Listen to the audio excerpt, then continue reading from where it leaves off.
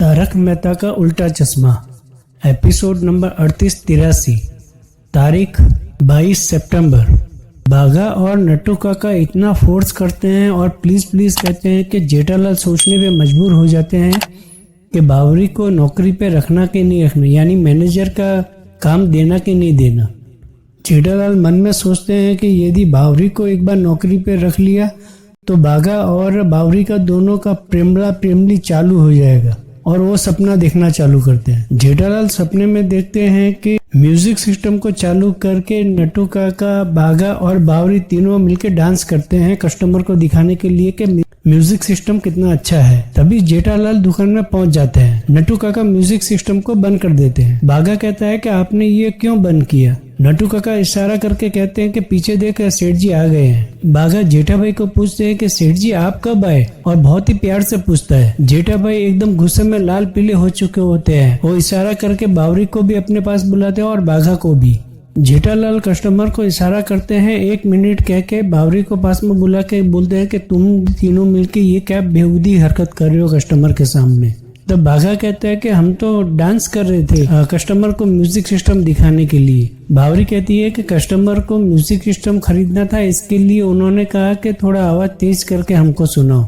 जेठालाल कहते हैं कि तो उन्होंने म्यूजिक सिस्टम चालू करके सुनाने के लिए बोला था, तो तुम लोग नाच क्यों रहे थे। बावरी कहती है कि जैसे ही गाना शुरू होता मेरे पाँव थिरकने लगते हैं।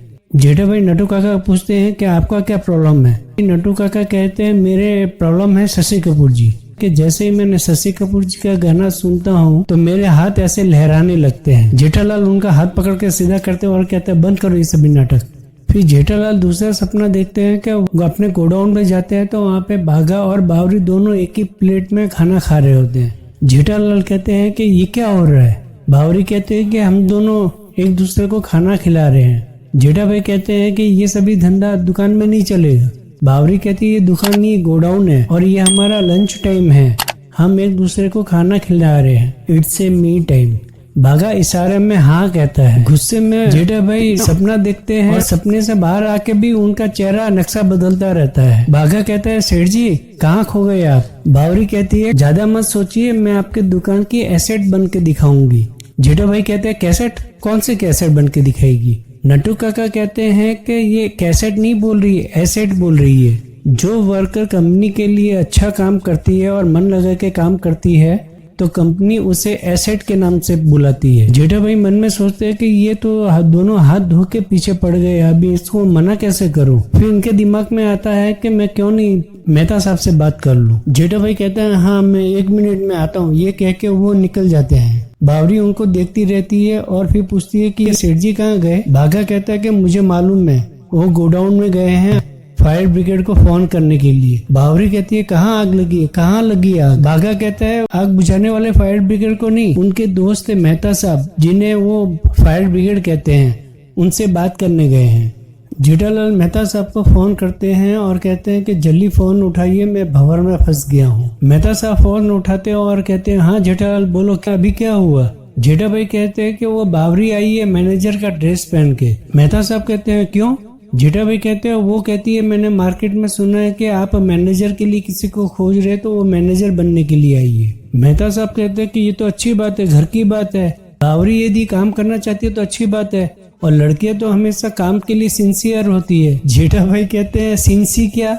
मेहता साहब कहते हैं सिंसी नहीं सिंसियर, मतलब लड़कियां अपने काम के प्रति हमेशा ईमानदार और कर्तव्यनिष्ठ होती है। जेठा भाई कहते हैं कि ये आम लड़की नहीं है, ये खास लड़की है, मतलब ये गलती से मिस्टेक करने वाली लड़की है। मेहता साहब कहते हैं कि ऐसा करो, उसे मना कर दो। जेठा भाई कहते हैं कि नहीं मना कर सकता। बाघा और नट्टू काका दोनों हाथ धो के पीछे पड़े हैं कि बावरी को मैनेजर बना दो। मेहता साहब कहते हैं कि उन दोनों को बोलो ऐसी नौकरी पे नहीं रखा जा सकता, काम के लिए यानी मैनेजर के पोस्ट के लिए अच्छी खासी क्वालिफिकेशन चाहिए, पढ़ाई की हुई चाहिए। जेठा भाई कहते हैं कि वो तो कह रही है मैंने पढ़ाई की है। मेहता साहब पूछते हैं कि क्या पढ़ाई की है। जेठा भाई कहते हैं वो बोली है उसने MBA किया है, और कह रही है कि उसने लंदन से मार्केटिंग का भी कोर्स किया है। वो सब सर्टिफिकेट लेके आई है। मेहता साहब कहते हैं इतना सब कुछ है तो फिर तुमको तो उसको ही नौकरी पे रखना चाहिए, अच्छी बात है ये तो। जेठा भाई कहते हैं कि यदि मैंने बावरी को नौकरी पे रख लिया तो ये बाघा तो कुछ काम का ही नहीं रहेगा, इन दोनों का प्रेमला प्रेमली चालू हो जाएगा। मेहता साहब कहते हैं हाँ ये बात तो सच है जेठालाल, तुम ऐसा करो कि उसको एकदम साफ साफ मना कर दो कि भाई तुम उसको नौकरी पे नहीं रख सकते। जेठा भाई कहते हैं मैं मना तो कर देता, लेकिन ये बाघा और नटू काका ने भी विद्रोह कर दिया है। वो कहते हैं कि यदि कोई दूसरा मैनेजर रखोगे तो हम लोग नौकरी छोड़ देंगे, और यदि बावरी को रखते हो तो हम नौकरी नहीं छोड़ेंगे और नौकरी करते रहेंगे। मेहता साहब कहते हैं ये तो तुमको भंवर में फंसा दिया है। जेठा भाई कहते हैं अब क्या करूं, मुझे समझ में नहीं आ रहा है। मेहता साहब कहते हैं कि साफ साफ मना कर दो कि भाई मैं मालिक हूँ और मैं जिसे चाहे रख सकता हूँ, जिसे चाहे नहीं रखूं, ये मेरी मर्जी है। जेठा भाई कहते हैं कि बावरी को मैं नौकरी पे रख भी नहीं सकता और बाघा और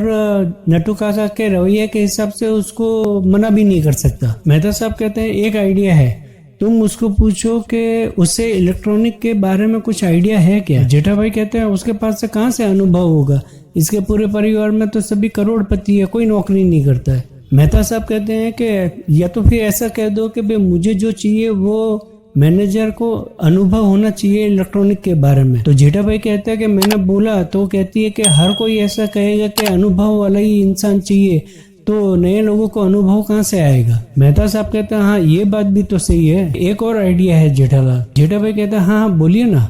मेहता साहब कहते हैं कि तुम उसको एक ऐसा टास्क दो जिससे वो पूरा भी ना कर सके और तुम्हारे लिए रास्ता भी साफ हो जाए। मेहता साहब कहते हैं कि उसको कहो कि तुम नौकरी पे उसको रखोगे, लेकिन पहले एक काम करना पड़ेगा, एक टास्क पूरा करना पड़ेगा, यानी कि एक कठिन काम पूरा करना पड़ेगा। जेठा भाई कहते हैं कैसा काम। मेहता साहब कहते हैं कि वो काम जो बहुत कठिन हो, जो तुम लोग भी नहीं कर सकते हो। मेहता साहब की ये बात सुनते ऐसे क्लिक होता है दिमाग में, मान लो कि 10-12 ट्यूबलाइट एक साथ चालू हो गई हो। जेठा भाई कहते हैं कि जबरदस्त आइडिया दिया आपने, और मेरे दिमाग में तो क्लिक भी हो गया कि अब मुझे उससे क्या काम देना है। मेहता साहब कहते हैं कि क्यों, है कोई ऐसा काम जो वो पूरा ना कर सके। जेठा भाई कहता है और ऐसा काम है कि हम लोग भी हार गए तो वो तो नामुमकिन न कर सकेगी। जेठा भाई मेहता साहब को थैंक यू बोलते हैं और वापस दुकान में आते हैं। जेठालाल दुकान पे आते हैं तो बाघा कहता है सेठ जी आ गए। जेठालाल हल्की मुस्कुराहट के साथ बावरी को देखते हुए अपने कैश काउंटर के तरफ जाते हैं। बावरी भी उनको देखते हुए गोल घूमती है। बाघा एक नजर जेठालाल को देखता है और एक नजर बावरी की तरफ देखता है। फिर जेठालाल से पूछता है बाघा क्या हुआ सेठ जी, आप बावरी जी को देख के मुस्कुरा क्यों रहे हो। बावरी कहती है उसमें क्या गलत बात है, मुस्कुरा के ही तो देख रहे हैं ना, गुस्से से थोड़ी देख रहे हैं। बाघा कहता है बावरी जी ये मुस्कुराहट मुझे बहुत ही खतरनाक दिख रही है। तभी नटू काका कहते हैं जेठा भाई से क्यों मेहता साहब से बात हो गई। जेठा भाई के चेहरे का रंग उड़ जाता है। पूछते हैं नटू काका से आपको कैसे मालूम कि मैं मेहता साहब से बात करने गया था। नटू काका कहते हैं अक्सर ऐसे डिफिकल्ट सिचुएशन में आप मेहता साहब से ही बात करते हैं और उनकी सलाह लेते हैं, इसी से मैंने अनुमान लगाया। जेठा भाई कहते हैं हाँ बात हो गई। नटू काका कहते हैं और क्या कहा मेहता साहब ने। जेठा भाई कहते हैं कि मेहता साहब ने कहा है कि बावरी को इस दुकान का मैनेजर का पोस्ट दे दो। इतना सुनते ही बाघा एकदम डांस करने लगता है। तभी जेठा भाई अचानक रोकते हैं और कहते हैं ए कंगारू अभी उछल मत, पहले मेरी पूरी बात सुन। जेठा भाई कहते हैं कि मेहता साहब ने कहा है कि बावरी को मैनेजर बनाने से पहले बावरी को एक मास्क देना। नटू काका और बाघा दोनों सोचने लगते हैं कि कौन सा मास्क पहनना है, कोरोना तो चला गया। बावरी कहती है नहीं कोई टेंशन की बात नहीं है, मैं मास्क पहन लूंगी। जेठा भाई कहते हैं अरे बावरी तू मैनेजर की पोस्ट के लिए आई और तुझे अंग्रेजी नहीं आती। मास्क मतलब तुझे एक काम करना होगा, एक परीक्षा देनी होगी बेटा। तभी नटू काका कहते ओ यू मीन टास्क।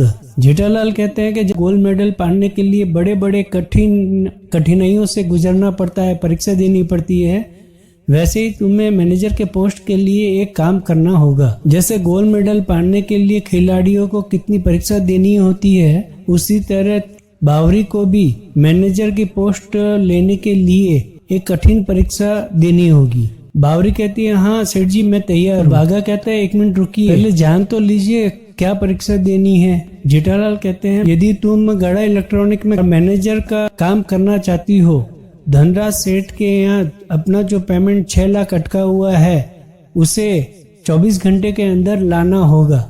ये सुनते ही बाघा तो ऐसे गुस्से में आ जाता है और ऐसे रोने लगता है मान लो जैसे पहाड़ टूट गया हो। बाघा गुस्से में आके दोनों हाथ से सामने पड़े एक इलेक्ट्रॉनिक आइटम पे जोर जोर से मारने लगता है, मान लो जैसे अपनी चूड़ियां तोड़ रहा है। बाघा एकदम रोते रोते जेठा भाई से कहता है कि इतनी बड़ी परीक्षा कोई थोड़ी लेता है, ये तो नामुमकिन है, बहुत ही मुश्किल है, ये तो चीटिंग है सेठ जी। जेठा भाई कहते हैं कि कोई जबरदस्ती नहीं है, मैंने तो पहले भी कहा था कि यदि ये काम करना है, नौकरी पे रहना है, मैनेजर की पोस्ट पे आना है तो मेरा एक काम करना होगा, परीक्षा देनी होगी। बाघा कहता है कि ये तो बहुत कठिन परीक्षा है। जेठा भाई कहते हैं परीक्षा हमेशा कठिन ही होती है। बावरी कहती है बागेश्वर जी जिंदगी में कुछ भी नामुमकिन नहीं होता, कुछ भी कठिन नहीं होता, कठिन और नामुमकिन हमारे दिमाग में होता है। नट्टू काका कहते हैं ये किसी दुकान से टॉफी लाने जैसी वाली बात नहीं है। बाघा कहता है कि धनराज सेठ बड़े बड़े व्यापारियों को पेमेंट नहीं दे रहा है तो आपको कैसे दे देगा। नट्टू काका कहते हैं बावरी बेटा तुम जितनी आसान सोच रही हो ये काम उतना आसान नहीं है। इधर जेठा भाई मन ही मन ऐसा मुस्कुरा रहे हो, मान लो कि बस अभी इनका तो काम हो गया समझो।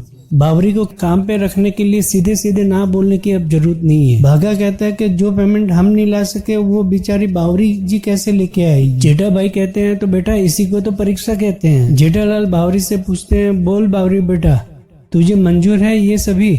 बावरी कुछ सेकंड सोचती है और फिर कहती है कि मुझे मंजूर है, चाहे कुछ भी हो जाए मैं आपका पेमेंट ला के रहूंगी और वो भी 24 घंटे के अंदर। जेठा भाई देख के एकदम घबरा जाते और मन में सोचते कि ये तो जरा भी डरी नहीं और बिंदास बोल रही है कि मैं पूरा करूंगी, 24 घंटे में लेके आऊंगी पेमेंट। बावरी कहती है लाइए दीजिए। जेठा भाई कहते हैं क्या रिक्शा भाड़ा। बावरी कहती है नहीं उनका एड्रेस जहाँ से पेमेंट लाना है। जेठा भाई कहते हैं वो एड्रेस से बाघा तुझे दे देगा। बावरी कहती है ठीक है तो मैं चलती हूँ अपने ताश। बावरी कहती है बागेश्वर को कि आप मुझे एड्रेस मोबाइल पे सेंड कर देना। ये बोल के वो जाने को होती है तो जेठा भाई कहते हैं एक मिनट रुक, अभी ये बता कि यदि ये ताश तू पूरा नहीं कर पाती है तो क्या। तो बावरी कहती है कि मैं गड़ा इलेक्ट्रॉनिक में कभी भी कदम नहीं रखूंगी। जेठा भाई कहते हैं सच। बावरी कहती है एकदम सच। बाघा और नट्टू काका दोनों बावरी को कहते हैं नामुमकिन है, ये क्यों बोल रही हो तुम।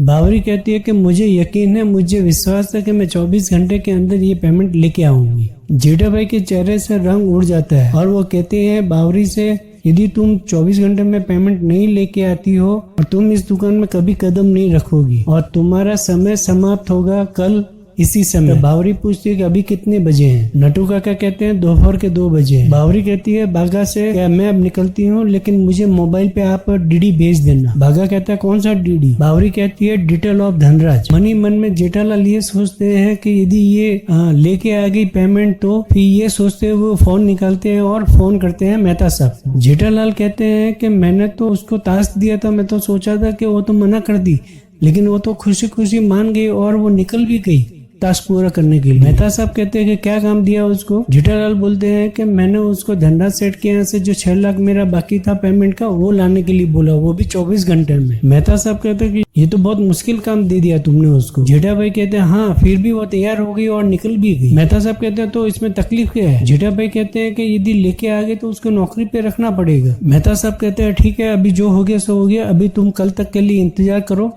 फिर देखेंगे। मेहता साहब कहते हैं मुझे लगता है कि बावरी ये पेमेंट नहीं ला सकेगी। जेठा भाई कहते हैं हाँ मुझे भी ऐसा लगता है। मेहता साहब कहते हैं ठीक है तो कल तक के लिए इंतजार करो और ऐसा कह के फोन काट देते हैं। जेठा भाई जब रात को घर पे पहुंचते हैं तो चाचा जी कहते हैं क्यों क्या हुआ हो गया।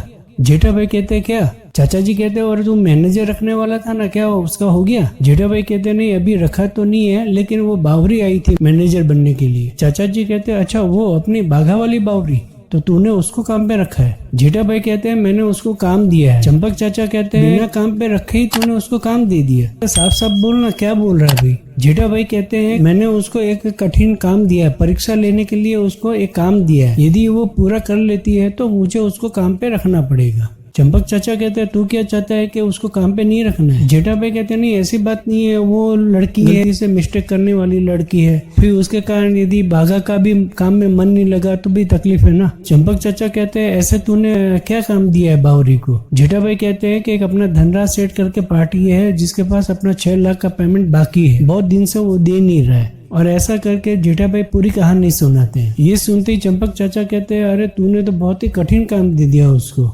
इधर नटू काका और बाघा अपने घर पे यही सोच रहे हैं कि ये सेठ जी ने कैसा काम दे दिया। नटू काका बाघा से पूछते हैं कि अभी तू क्या कर रहा है। बाघा कहता है कि बावरी जी को फोन लगा रहा था।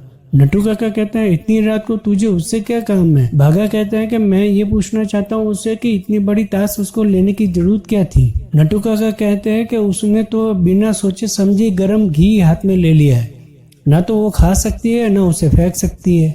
नटू काका कहते हैं अब जो भी है भगवान के हाथ में है।